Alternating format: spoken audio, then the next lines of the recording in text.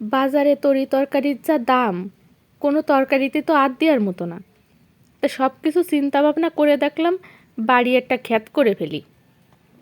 তা যেরকম চিন্তা সেরকম কাজ, বাড়ি একটা ক্ষেত করে ফেললাম, কিছু সবজির চারা এনে লাগাই দিলাম।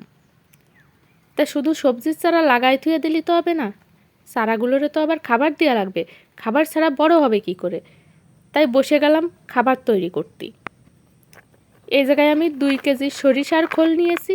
এই সরিষার খোলটা কিন্তু অনেক উপকার গাছের জন্যে। খুব দ্রুত গাছ বাড়ে, গাছে ফলনও বেশি হয়। তা হাফ বালতি জল নিয়ে নিছি। এই জলের ভিতরে খোলটা আমি ভিজিয়ে দিলাম। আর এই খোলটা 5-6 দিন ভিজিয়ে রাখবো, তারপরে যে চারার গোড়ায় দেবো পাতলা জল করে। ভিজানোর পরে আবার গাঢ় হয়ে যাবে না, পরে পাতলা জল বানিয়ে গাছের গোড়ায় দিয়ে দেবো। তা গাছের জন্য কিন্তু সরিষার খোল জম্মের উপকারী।